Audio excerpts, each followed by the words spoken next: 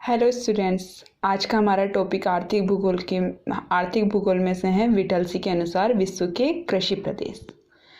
कृषि प्रदेश होते क्या है? कृषि प्रदेश ऐसा एक समरूप या आकृतिक प्रदेश होता है जिसमें अनेक लक्षणों की क्या होती है, समरूपता होती है। यानी उसमें बहुत सारे लक्षण ऐसे होते हैं जो समानता लिए रहते हैं, लेकिन किसको मद्देनजर रखते हुए? कृषि प्रदेश को ध्यान में रखते हुए। विटलसी के अनुसार कृषि प्रदेश ऐसे विस्तृत क्षेत्र होते हैं जहां फसलों की किस्मों तथा उनके उत्पादन विधि में क्या मिलती है? समानता। उनके उत्पादन विधि में समानता मिलती है। साथ ही कृषि भूमि में उसके उपयोग को भी अलग अलग तरीके से काम किया जाता है। यानी उसका उपयोग का ढंग भी बदल जाता है, उसमें विशेषता आ जाती है। विटलसी ने कृषि प्रदेशों के निर्धारण में निम्न 5 तत्वों को अपना आधार बनाया। तो इनके 5 आधार ये थे। पहला था कि फसल और पशुओं का संयोजन, फसलों के उत्पादन तथा पशुपालन की विधियां। थर्ड पॉइंट था कृषि में श्रम पूंजी संगठन आदि के विनियोग की मात्रा। यानी अपन ने पहले देखा कि फसल और पशुओं का संयोजन, यानी फसल के साथ पशुओं को भी जोड़ा जा रहा है जिसके अंदर। दूसरा है फसलों के उत्पादन, यानी फसल कौन कौन सी हो रही है, और पशुपालन की विधियां, किस किस रूप में वो पशुपालन किया जा रहा है। थर्ड पॉइंट है कि कृषि भूमि में श्रम पूंजी संगठन आदि के विनियोग की मात्रा, यानी कृषि भूमि के लिए श्रम कितना चाहिए, पूंजी, संगठन, इन सबको ध्यान में रखते हुए कृषिगत क्षेत्र की विशेषताओं को बताना। नेक्स्ट है उत्पादित पदार्थों के उपयोग का ढंग, यानी जो कृषिगत क्षेत्र से उत्पादित पदार्थ मिलेगा उसको किस किस रूप में उपयोग में लिया जाएगा। नेक्स्ट है कृषि के लिए यंत्रों, उपकरणों तथा आवागमन के साधनों का प्रयोग। विटलसी ने 1936 ईस्वी में इन आधारों को लेते हुए विश्व के कृषि प्रदेशों को 13 भागों में बांटा है। ये क्वेश्चन इंपॉर्टेंट है, इस चीज को ध्यान रखना कि विटलसी ने 1936 में विश्व के कृषि प्रदेशों को कितने भागों में बांटा है? 13 भागों में बांटा है, जिसमें से पहला है चलवासी पशुचारण प्रदेश, व्यापारिक पशुपालन प्रदेश।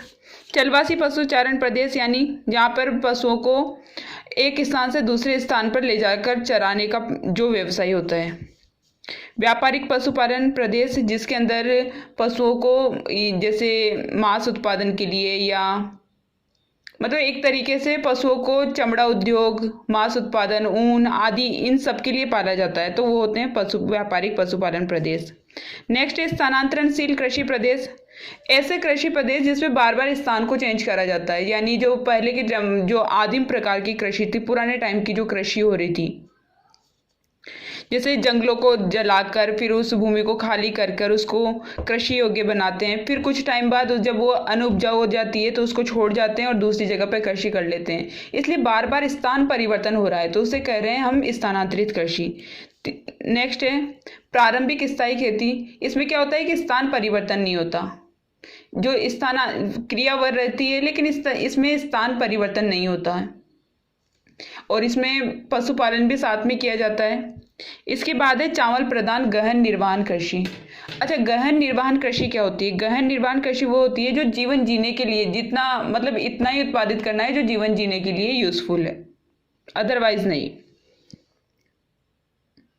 और ये मुख्य रूप से चावल प्रधान गहन निर्वहन कृषि क्षेत्रों में होती है। मतलब चावल प्रधान क्षेत्र जैसे थाईलैंड की तरफ है, अपन वेस्ट बंगाल की तरफ अपने यहाँ पर है, तो ये चावल प्रधान क्षेत्रों में ही की जाती है गहन निर्वहन कृषि। उसके बाद चावल विहीन निर्वहन कृषि भी होती है, यानी जहाँ पर चावल का क्षेत्र नहीं है लेकिन मुख्य रूप से आजीविका के लिए ही उसको की जा रही है। व्यापारिक बागानी कृषि प्रदेश, यानी रबर, चाय, कॉफी, इन सब का उत्पादन किया जाता है व्यापारिक उद्देश्यों के लिए। उसके बाद है भूमध्य सागरीय कृषि प्रदेश, यानी भूमध्य सागर के आसपास वाले कृषि क्षेत्रों में जो कृषि की जाती है। साथ ही भूमध्य सागरीय कृषि प्रदेश की एक विशेषता ये भी है कि ये शीतकालीन वर्षा वाले क्षेत्र होते हैं, यानी यहाँ पर शीतकाल में वर्षा होती है और मुख्य रूप से खट्टे फलों की खेती की जाती है। उसके बाद है व्यापारिक अन्न उत्पादक कृषि क्षेत्र, यानी जो व्यापार के उद्देश्य से अन्न का उत्पादन किया जाता है। नेक्स्ट है व्यापारिक फसल एवं पशु उत्पादक क्षेत्र, यानी व्यापारिक फसल व्यापारिक रहेगी, साथ में क्या रहेगा? पशु उत्पादक कृषि प्रदेश। नेक्स्ट है निर्वाहक फसल एवं पशु उत्पादक कृषि प्रदेश, यानी निर्वाहन के लिए जो फसल उगाई जाती है और उसके साथ में पशुपालन भी किया जाता है। उसके बाद है व्यापारिक दुग्ध पशुपालन कृषि प्रदेश यानी डेयरी दूध एवं पशुपालन कृषि प्रदेश। उसके बाद है विशिष्ट बागवानी कृषि प्रदेश, जहाँ पर विशिष्ट रूप से बागवानी फसलों को उगाया जाता है। रबड़, चाय, कॉफ़ी, केला, इनकी फसलों का उत्पादन किया जाता है। नेक्स्ट है, आगे बात करते हैं कि ये जो मैंने डाक निशान कर रखे हैं, डाक मार्क कर रखे हैं, यानी पहला ये चलवासी पशुचारण प्रदेश, थर्ड है स्थानांतरणशील कृषि प्रदेश और एट्थ है भूमध्य सागरीय कृषि प्रदेश। इन तीनों कृषि प्रदेशों को हम विस्तार से पढ़ेंगे क्योंकि एग्जाम के पॉइंट ऑफ व्यू से बहुत ज़्यादा इंपॉर्टेंट है, इनके एक बड़ा क्वेश्चन बनता है, तो उसके पॉइंट ऑफ व्यू से ये तीनों ही बहुत इंपॉर्टेंट है। तो चलवासी पशुचारण कृषि प्रदेश किसे कहते हैं? चलवासी पशुचारण कृषि प्रदेश, चलवासी पशुचारण ये मुख्य रूप से जीवन निर्वाह के लिए की जाती है। ये मुख्य रूप से जीवन निर्वाह के लिए की जाती है। इसके तीन प्रमुख क्षेत्र हैं। तीन प्रमुख क्षेत्र में पहला जो क्षेत्र है वो रहता है 5 डिग्री दक्षिणी अक्षांश से 50 डिग्री उत्तरी अक्षांश के मध्य। तो यानी चलवासी जो पशुचारण किया जाता है वो 5 डिग्री दक्षिणी अक्षांश से लेकर 5 डिग्री दक्षिणी अक्षांश से लेकर यहाँ से लेकर 50 डिग्री उत्तरी अक्षांश के मध्य तक चलवासी पशुचारण किया जाता है। ये मुख्य रूप से सहारा मरुस्थल के क्षेत्रों में, पूर्वी अफ्रीका के तटीय भाग में, सऊदी अरब, ईरान, ये वाले पूरे एरिया में कौन सी कृषि की जाती है? चलवासी पशुचारण कृषि। दूसरा है, और यूरोपियन कुछ क्षेत्रों में, यूरोप के कुछ जो सीमांत क्षेत्र हैं जो टुंड्रा प्रदेशों के समय आते हैं वहाँ पर कुछ क्षेत्रों में की जाती है। और तीसरा है दक्षिण अफ्रीका तथा मालागासी के पश्चिम भाग में, यानी इस वाले एरिया में ये दक्षिण अफ्रीका या मालागासी क्षेत्र आ जाता है। इस वाले एरिया में भी क्या की जाती है? चलवासी पशुचारण कृषि प्रदेश आते हैं। इसमें पशुपालक चारे और पानी के तलाश में एक स्थान से दूसरे स्थान पर घूमते रहते हैं अपने जानवरों को चराने के लिए। दूसरा है व्यापारिक पशुचारण। ये पशु उत्पादों जैसे मांस, दूध, ऊन, खालें आदि बेचकर धन प्राप्त करने के लिए किया जाता है। इनमें पशुओं को बड़े बड़े चरागाहों पर आधुनिक एवं वैज्ञानिक पद्धति से पाला जाता है। ये विश्व के 5 क्षेत्रों में प्रमुख रूप से होते हैं, जैसे मिलते हैं। व्यापारिक पशुचारण मुख्य रूप से पश्चिम कनाडा, पश्चिम यूएसए का तो ध्यान होगा आपको कि मक्का पेटी है। यहाँ पे जो सूअर पालन मुख्य रूप से किया जाता है वो यहाँ पर व्यापारिक उद्देश्य को लेकर ही किया जाता है। मैक्सिको में भी ऐसा ही है। वेनेजुएला, ब्राज़ील के पठारी भाग से अर्जेंटीना के दक्षिण सीमा क्षेत्रों में भी व्यापारिक पशुचारण किया जाता है, यानी व्यापार के उद्देश्य से पशुचारण किया जाता है। इसके अतिरिक्त दक्षिण अफ्रीका, वेल्ड प्रदेश, ऑस्ट्रेलिया आदि क्षेत्रों में भी व्यापारिक पशुचारण किया जाता है।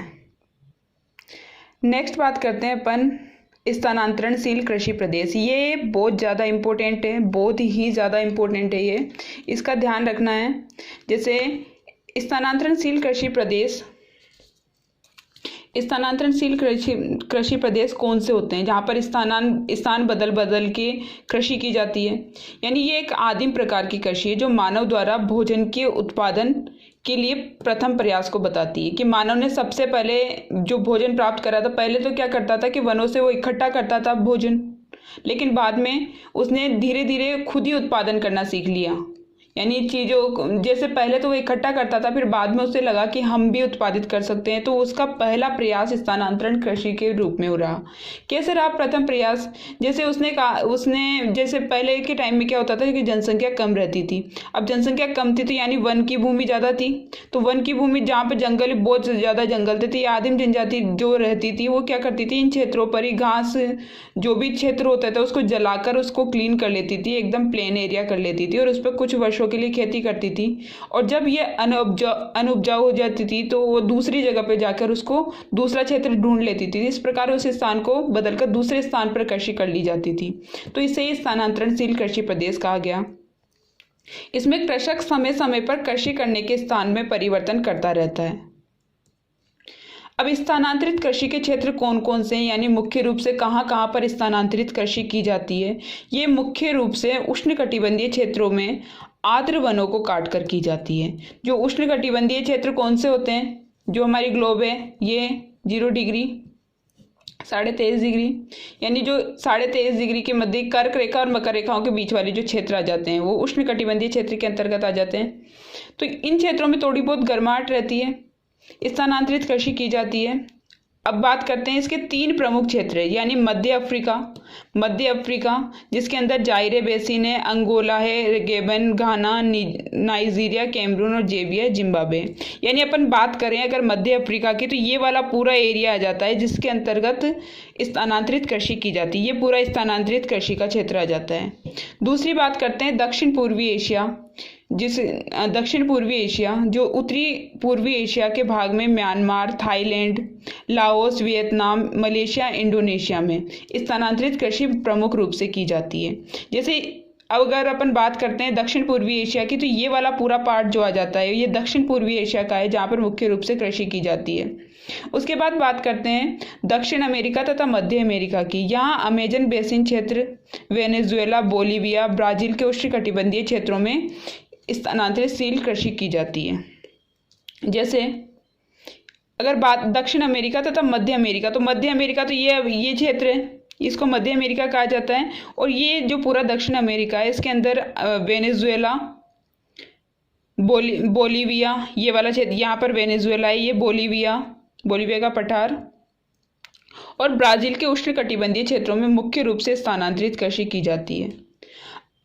अब स्थानांतरित कृषि को अलग अलग जगह पर अलग अलग नाम से बोला जाता है।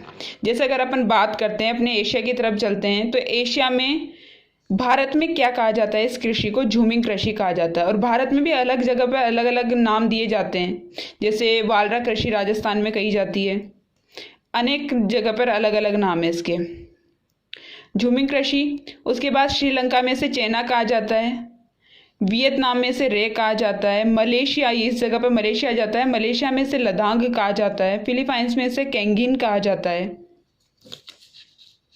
इसके बाद बात करते हैं मध्य अफ्रीका की जो जायरे बेसिन है, इस वाले क्षेत्र में पूरे में से मसोले कहा जाता है। और ब्राज़ील की इस वाले एरिया में इसे रोका कहा जाता है, स्थानांतरित कृषि को। वेनेजुएला में इसे ही कानुको कहा जाता है। और मेक्सिको तथा मध्य अमेरिका के जो क्षेत्र है वहाँ पर इसे मिल्पा कहा जाता है। और ये सारे जितने भी नाम हैं ये कंपटीशन लेवल के नाम है, मतलब इसको कंपटीशन एग्जाम में कई बार पूछा जाता है कि रोका ब्राज़ील में स्थानांतरित कृषि को क्या कहा जाता है, या रोका कहाँ पर कहा जाता है स्थानांतरित कृषि को। इस तरीके के नाम बहुत बार आते हैं एग्जाम में। अब बात करते हैं स्थानांतरणशील कृषि प्रदेश की विशेषता क्या है, क्या क्या विशेषता लिए हुए हैं ये। तो स्थानांतरणशील कृषि की विशेषताएं हैं, इसमें फसलों के हेरफेर के स्थान पर खेतों का ही हेरफेर हो जाता है। यानी पहले तो अपन जो करते हैं कृषि उसके अंदर तो क्या करते हैं, फसलों को बदल देते हैं, कुछ टाइम के लिए गैप रख देते हैं खेतों में, ऐसा करते हैं। लेकिन इसमें क्या होता है कि इसमें फसलों का हेरफेर तो नहीं होता है, लेकिन क्या होता है खेतों का ही हेरफेर हो जाता है, यानी स्थानीय परिवर्तन हो जाते हैं। इसके बाद बात करते हैं खेतों का औसत आकार 0.5 से 1.5 हेक्टेयर के बीच में होता है। और थर्ड है कई फसलें एक साथ उगाई जाती है, कुछ जड़ों वाली फसलें भी होती है इसमें।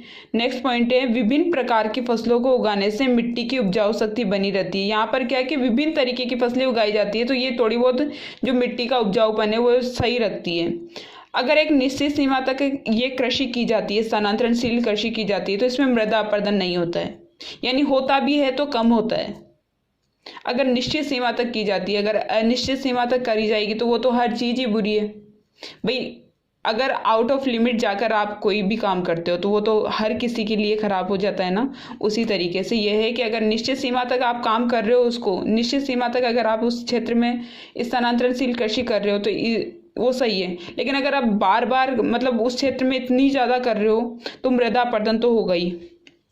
नेक्स्ट है खेती की जमीन बिखरे हुए रूप में मिलती है, यानी यहाँ पर क्या होता है कि जैसे खेत है तो खेत एक जगह पर कृषि कर ली, फिर इस जगह को छोड़कर दूसरी जगह पर कर ली, तो ये क्या होते हैं कि बिखरे बिखरे रूप में मिलते हैं। इसमें केवल नेक्स्ट है कि इसमें केवल खाद्यान्न फसलें ही उगाई जाती है, यानी खाद्यान्न फसलें उगाई जाती है, पशुपालन नहीं किया जाता, व्यापारिक फसलें नहीं उगाई जाती है। और इस वाले क्षेत्र में क्योंकि ये ढलान है, बार बार जगह चेंज करनी पड़ती है, इसलिए यहाँ पर पशुपालन भी नहीं होता है। इसमें उत्पादन जो होता है बहुत कम होता है, एक तरीके से जीवन निर्वाहन कृषि है ये। केवल अपने निर्वाहन का काम हो जाए, वो भी कभी कभी तो वो भी नहीं हो पाता है। इसमें क्या होता है कि 2-3 वर्षों के बाद भूमि की उपजाऊ शक्ति समाप्त हो जाती है और उस भूमि को छोड़कर दूसरी जगह खेती करनी पड़ जाती है।